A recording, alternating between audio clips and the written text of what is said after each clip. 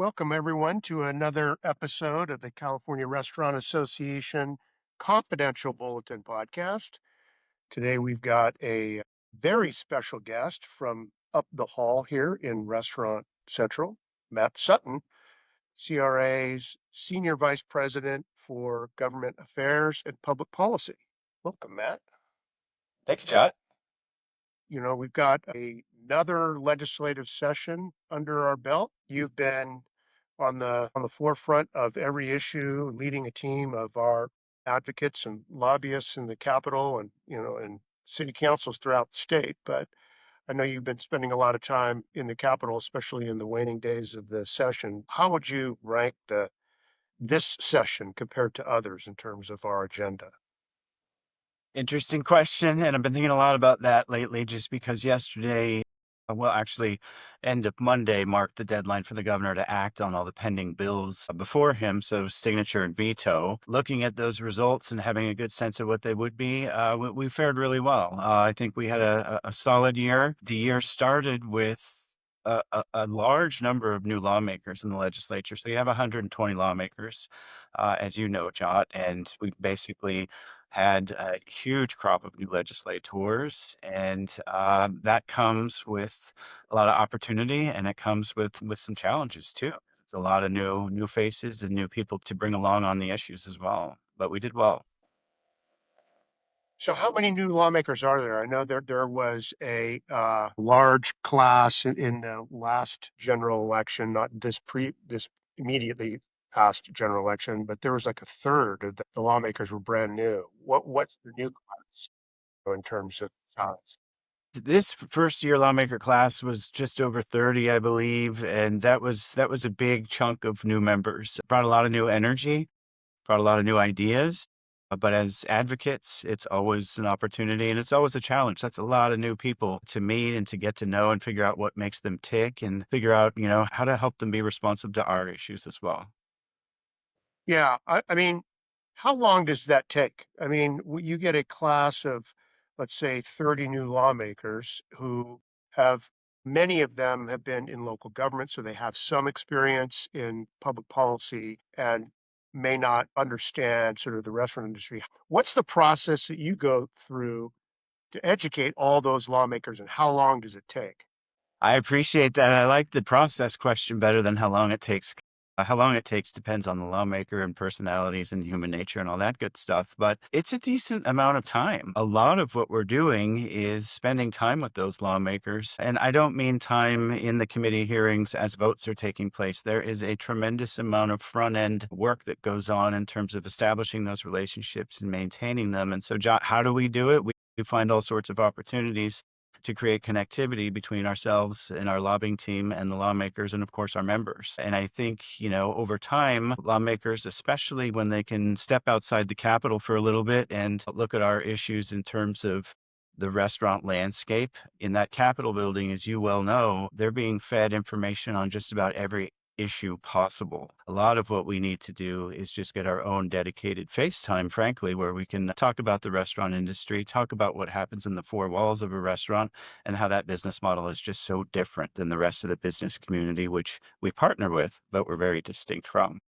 Yeah, so when you're spending time with these lawmakers in the building, you're usually, half hour most, right? And they've got back-to-back meetings, and it's getting them in an environment where you can have a conversation and without all the distractions of the Capitol.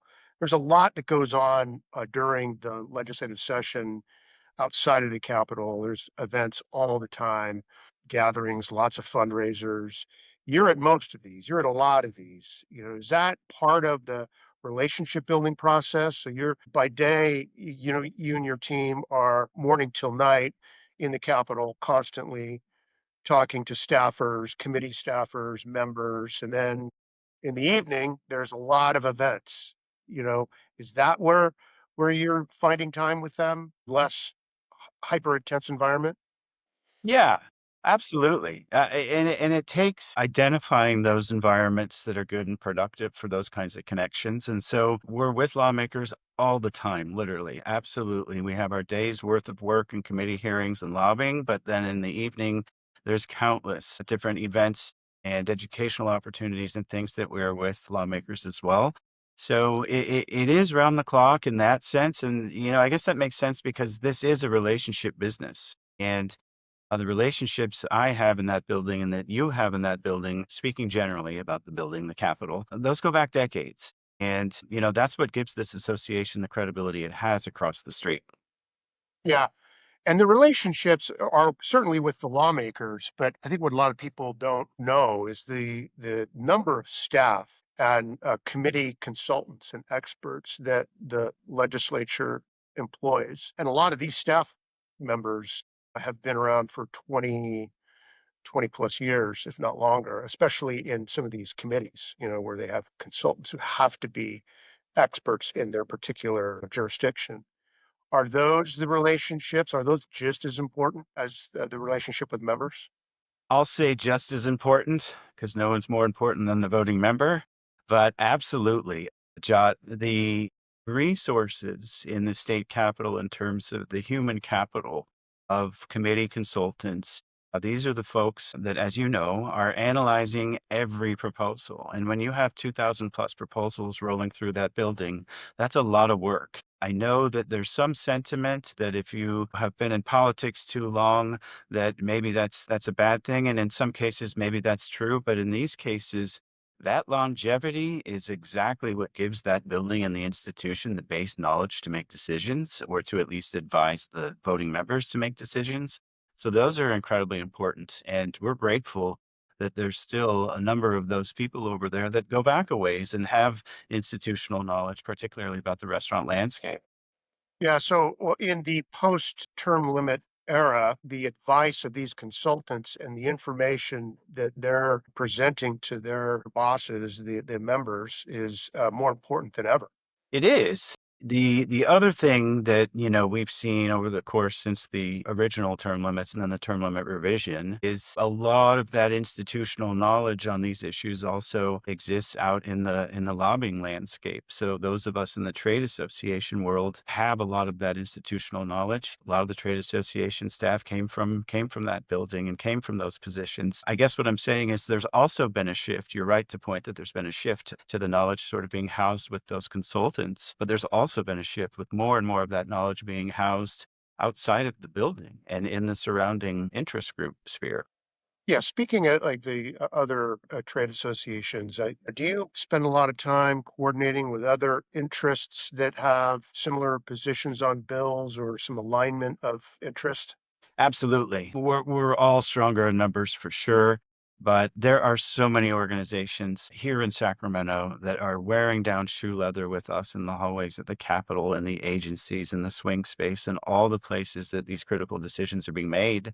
So absolutely. In terms of the larger employer community, we have a ton of go-to partners here on the ground and then spread throughout the state. We have a lot of partners and they're fantastic at sort of echoing or amplifying, that shoe leather that's being worn down here on the ground. So it's a great partnership and a great network of organizations. And when it comes to restaurant specific issues, those groups were able to join us on a lot of these efforts, even though they may not be the sort of core mission of those groups, but they support the overall economic, livelihood of all of us. So in addition to what can appear as just chaos in, let's say, the Capitol and the swing space when the legislature is in the throes of committee hearings and every Sacramento lobbyist is competing for time with lawmakers, you're also, dealing outside the confines of the Capitol building, trying to get other interests to align on issues with us. So true. I think you said it to me years and years and years ago. The notion that, a good chunk of an advocate or lobbyist job is advocating and lobbying other lobbyists. Yeah. And that's absolutely true. You are so right on that. And, we do that and we do it effectively. And that's what gets us these large coalitions. And the important part is we reciprocate that. We are there for our partners as well, Yeah. always. So are you seeing, as we were talking about the new class of lawmakers and term limits and, the importance of staff that have, institutional knowledge and a command of the laws that they have jurisdiction over. that with these new lawmakers, right? So we have a class of what, probably a third of the lawmakers are brand new this year. So they've got one session under their belt.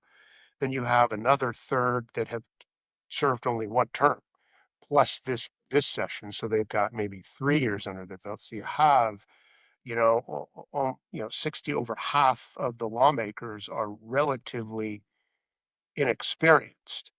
Are you seeing sort of a degradation of the product of the legislature as a whole because you have so many inexperienced lawmakers, or what do you see there?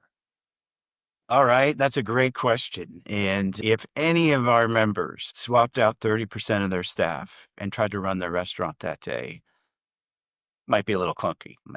And so, that exists and that's understandable and that's fair. It makes advocacy a lot harder, no question, Jot. So it does. But, I know it frightens a lot of my colleagues when you see all these numbers of new lawmakers, but we've always looked at it as an opportunity. It's an opportunity to engage and help inform just about the nature of the restaurant community and how we are part of the larger employment landscape, but we are just such a different business model than the others.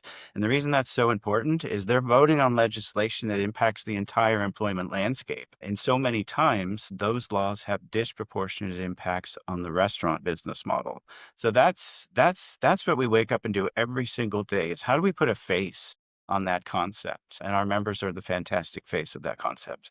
So the newness, and I don't know if this is um, a product of the relative inexperience of some of these lawmakers, that more and more laws that are passed by the legislature and signed by the governor are being challenged in court. And I know that we are the plaintiffs in one case dealing with the law that captive audience, I think that's a term, that clearly have implications in, the First Amendment rights of employers in this case. Are you seeing that the litigation, we've been involved in a lot of litigation recently, not just at the state level, but the local level.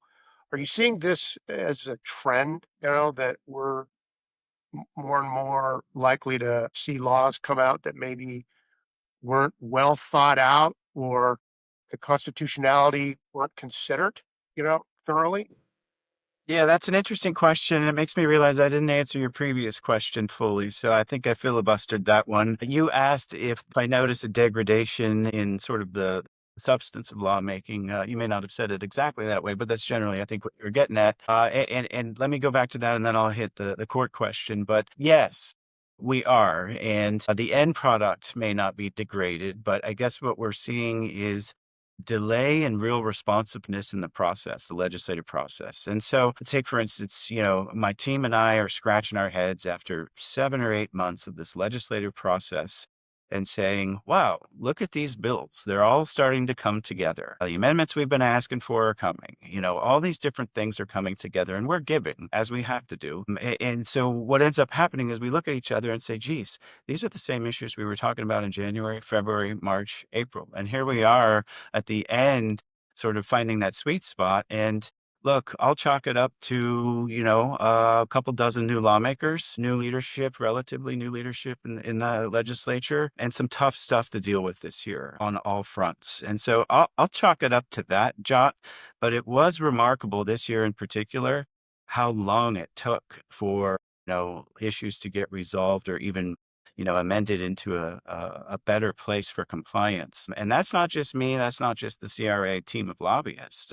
We're hearing that and getting that from our colleagues that represent other interests. So there's that. And then to your question on the courts, I do think that as a result of some of this rushed process or waiting till the very end to get those sweet spots found, the fact that we're rushing at that point means that we're not crossing all our T's and dotting our I's, and therefore bills are ending up in court. I think that's part of it. I think there's also sometimes there's a little bit of a strategy. If you know something could end up in court, some people are comfortable voting for that, knowing that it will end up in court. Others believe that it should be tested in court, and so they're willing to vote to send it in that direction. What we have found being folks that are not litigious and are sensitive to what we find to be a really litigious environment here, we find that we are in the courtroom more and more, and that is to actually hold governments accountable. Jot, as you know, so many of our lawsuits that, I don't say that lightly because we don't love doing these, but what we're doing is we are absolutely, whether it's local governments in San Diego or Los Angeles or the state of California, we're holding governments to their own rules. And that's, if we have to do it, then we have to do it. There's no one else to do that for us, Jot. Yeah, speaking of local governments, the state legislature has always been categorized as very left of center, and I would imagine you would agree with that, right? That's a pretty progressive body of lawmakers, still a supermajority of Democrats in the legislature, and I guess we'll take another year to really figure out these new lawmakers and where they are on all the issues that they're going to be dealing with over the years. But if you look at this legislature just in terms of its composition, and then you compare it to some of these city councils, the LA is Exhibit A, 15 members. Wouldn't you say? Tell me about like the Los Angeles City Council. If we just did our survey and we're looking at the results, and it's pretty incredible that the level of dissatisfaction restaurants have with their elected officials in Los Angeles is stark compared to some of the other parts of California, like San Francisco or San Diego, for example. Give me your assessment on the LA City Council and what we're seeing come out of there over the last few years.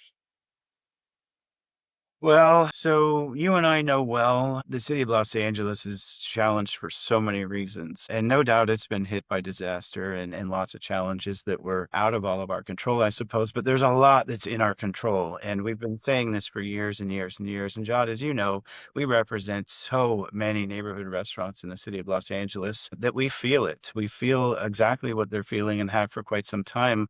I guess when it comes to the city council, it's almost like there's too many challenges right now to effectively deal with all of them. And you have a body of 15 lawmakers. It's by far the largest city council we have in California, appropriately, because the population.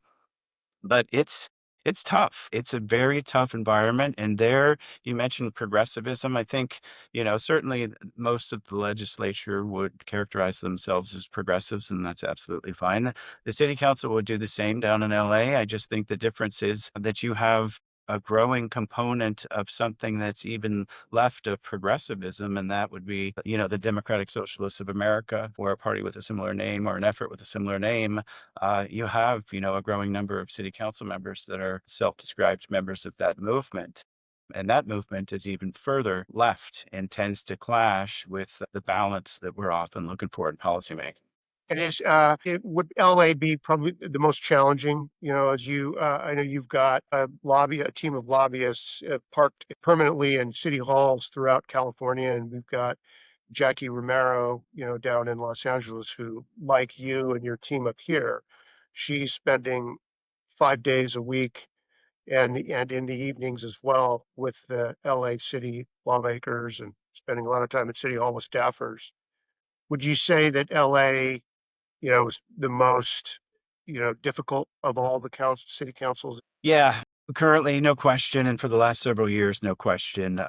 You mentioned the survey results, the CRA survey results, and what is interesting is this notion that there's more optimism in Northern California major metropolitan centers. And I know that the governing leadership has, you know, made a lot of that happen. And so they've taken some steps forward, whether it be councils or supervisors or mayors, to make some of those changes. And so there's proactive efforts. And so I think that gives us hope that in Los Angeles, if we can make some proactive efforts, that would be great. But the problem is right now, we continue just to have roadblocks and hurdles put up in terms of policy proposals directed specifically at the restaurant community, who, as you know, the LA Times has put a lot of ink into writing stories appropriately about the loss of the restaurant landscape, specifically in Los Angeles. So it's beyond clear, and I know it's maddening to many of us, but absolutely, without question. So we're hopeful these cities to the north can be an inspiration for Los Angeles, frankly. Yeah, I mean, it really is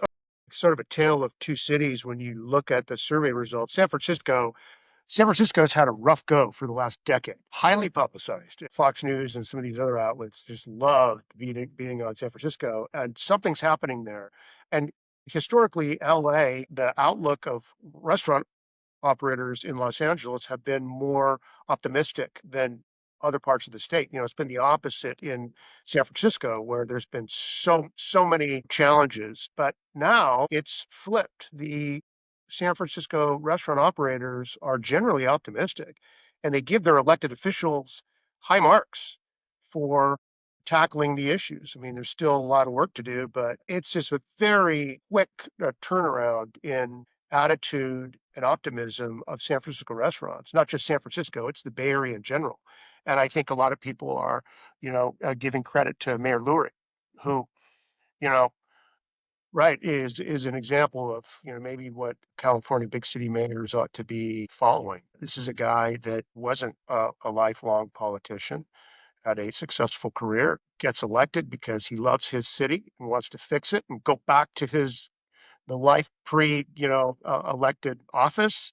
And he's not looking for the viral moment or, clicks. He's on the street and actually administering and fixing problems. And seems like Los Angeles, and maybe it's just because there's so many problems in Los Angeles that it's sort of, the leadership can't, you know, wrap their heads around what do we attack first. But yeah, Los Angeles really is kind of taking the lead in the sort of pessimism, amongst restaurants. Yeah, and our ask, we have two asks, right? I mean, our first ask is always do no harm, please, right? And we don't even have that being accomplished in the city of Los Angeles right now. So, a number of things that are in the regulatory sort of phase or have been proposed or made motions of or are pending is mind-boggling when you look at just how fragile and precarious the industry is in that city. It's just a complete contrast to look at the proposals that are coming out of City Hall. So that's a frustration. But as you pointed out, Jackie's on the ground every day. Our members are fantastic. They go with her to meetings, and we're just doing a lot of that groundwork to help create a pathway for doing some positive things going forward. And we're part of that positive movement and trying to get the city ready for the Olympics and the World Cup and all these great events coming as well. And the time is now. We got to, everyone's got to roll up their sleeves and get ready for that. And that's gonna, if done right, help the hospitality community, which is desperate for help right now. Which is where they should be spending their time, right? On the things to prepare for two very big events, yet they're focusing on things like giving more subpoena power or more authority to inspectors that, and allowing them to go in unannounced to a place of business and examine records. I mean, it's crazy that It they're is great. bickering around on something like that when so many other challenges are confronting that city.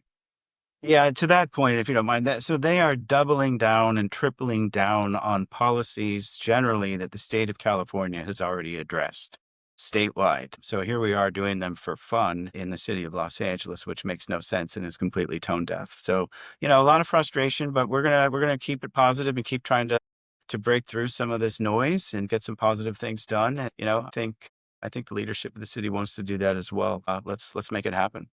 Yeah.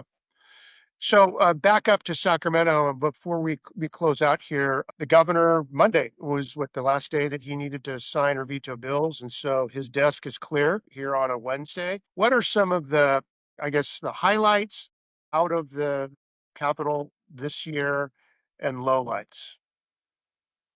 Great question. So we entered the legislative year continuing some of our messaging from last year, which was, and it's been very well covered throughout the media. All our data shows it. But basically, Jot talking about what we've termed the restaurant affordability crisis, and that's the affordability crisis for restaurant operators in California, in certain cities in particular. So that was our focus. And Jot, you commissioned a survey of the membership last year, which helped set the stage for our policy agenda this year. And some of those pain points, permitting reform, definitely a cost and pain point area that we proactively addressed with two pieces of legislation and got them signed by the governor.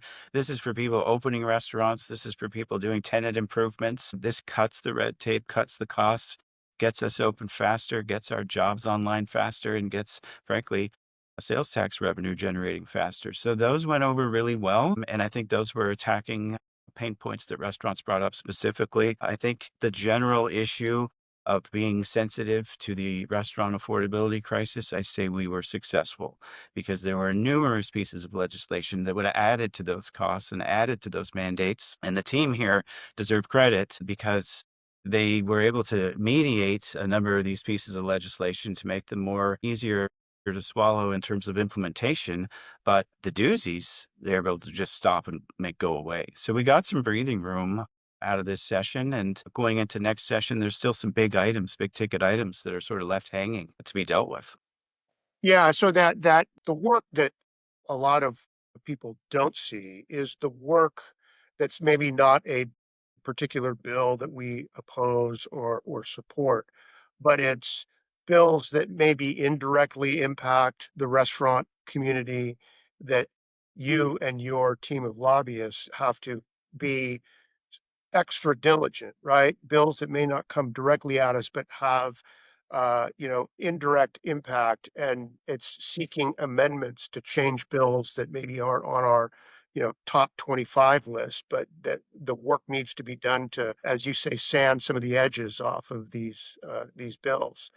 I mean, tell me about just that kind of work that you guys are doing every day for our industry. Well, it's a calculation. You got 120 people over there, and the Democrats have beyond super majorities, and so the reason I mention that is it's a math game. It takes 41 votes to pass a bill in the Assembly. It takes 21 votes to pass a bill in the Senate. So it's a math game. And what Jot to get to that point where, we either are convincing an author to make changes to one of their pieces of legislation just based on, reason and discussion and old fashioned advocacy.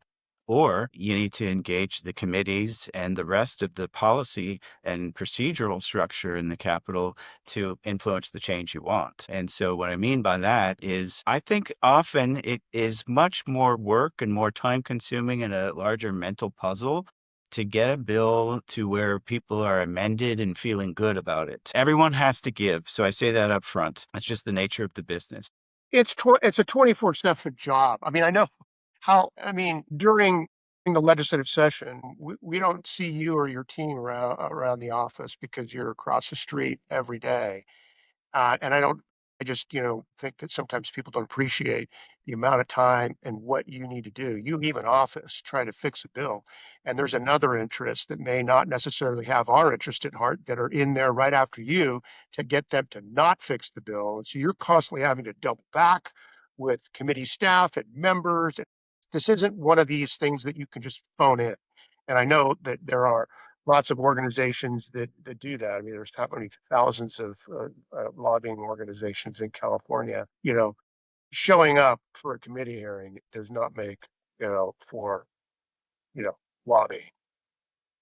Yeah, that's a good point. It's interesting because, lots of entities can put your name on a letter and they call them NASCAR letters and they have a bunch of logos and they used to be pretty neat. Not so much now because everyone gets on them, in my opinion. So we're very careful what we put our name and logo on. And that's why we have the credibility we have in city halls and in the state capitol.